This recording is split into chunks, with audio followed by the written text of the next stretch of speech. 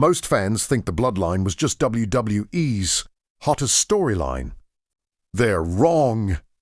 The Bloodline was a corporate power experiment disguised as family drama. For nearly 4 years, one faction controlled the championships, the main events, the marketing, and the emotional center of the company. This wasn't random success. It wasn't accidental chemistry. It was engineered dominance. And if you look closely, you'll see something bigger than wrestling. You'll see how WWE manufactures authority and teaches its audience to accept it. To understand the Bloodline, you have to understand what WWE actually sells. We does not sell competition. It sells hierarchy. Since the 1980s, we has always revolved around a central power figure. Hulk Hogan represented heroism. Stone Cold Steve Austin represented rebellion. John Cena represented loyalty and resilience. Each era had a face, but those reigns were based on crowd popularity. The Bloodline era was different. It wasn't built on popularity. It was built on control. When Roman Reigns debuted, WWE clearly saw him as the future. He had the look, the lineage, the presence. The company invested heavily. Main events, championship opportunities, WrestleMania spotlight. But something didn't connect. Fans rejected what felt forced. The louder WWE pushed him as a heroic successor, the louder the boos became. The audience sensed corporate decision-making behind the curtain. And in wrestling, perception is reality. For years, WWE tried to correct the reaction. Different opponents, different story arcs, different alignments. The resistance remained. At the same time, WWE faced broader instability. Television ratings pressure, audience fragmentation, a new competitor gaining traction. The company needed a long-term anchor, not just a champion, but a stabilizing presence. Then 2020 changed everything. In an empty arena during the pandemic era, Roman Reigns returned with a transformed identity. No longer the smiling hero, he became the tribal chief. He aligned with Paul Heyman, one of the most strategic figures in wrestling history. This was the turning point. Roman stopped asking for cheers. He demanded acknowledgement. Instead of seeking love, he demanded obedience. Psychologically, this flipped everything.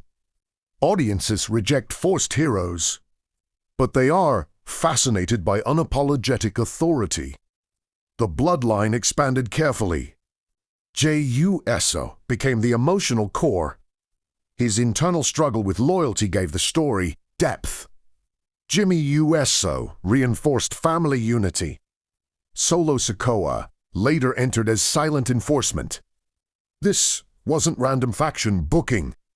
It was dynasty construction. Every member served a function. Roman represented leadership. Jey represented conflict. Jimmy represented loyalty. Solo represented threat. The story stopped being about matches. It became about power structure.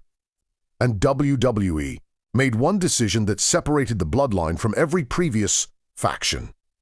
They chose longevity over short-term shock. During this era, WWE secured major media rights deals with NBC Universal and Fox. Stability matters in negotiations. Networks prefer recognizable faces leading programming. A dominant, long-term champion provides marketing clarity. Merchandise followed narrative strength. Acknowledge Me became a brand asset. Black and gold Bloodline imagery created visual identity. Cohesion drives recall. The Bloodline was not just a storyline. It was a branding machine. Corporate evolution reinforced it.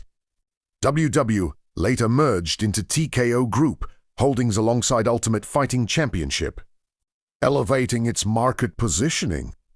A powerful, consistent champion aligned with that premium combat sports image. Dominance, on-screen supported valuation off-screen. But power without tension becomes stale. The brilliance of the Bloodline was in its slow fracture. Jey Uso's resistance.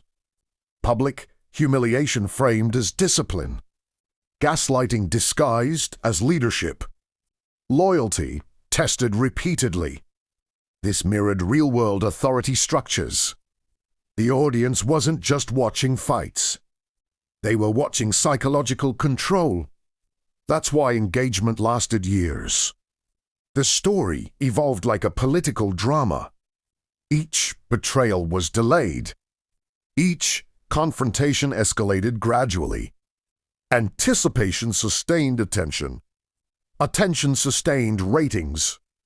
Ratings sustained leverage. Even criticism fueled conversation. Debate keeps relevance alive. Indifference kills it. The Bloodline never became irrelevant. When the collapse finally came, it felt monumental. Not because a title changed hands, but because an empire fractured. For years, WWE conditioned its audience to accept one hierarchy. Every pay-per-view revolved around it. Every major storyline connected back to it. Dominance became normalized. And normalization is how power sustains itself. The Bloodline proved something fundamental about WWE. Championships are props. Moments are tools. But authority sustained, deliberate, engineered authority is the product. This was not just wrestling storytelling. It was corporate narrative control executed at scale.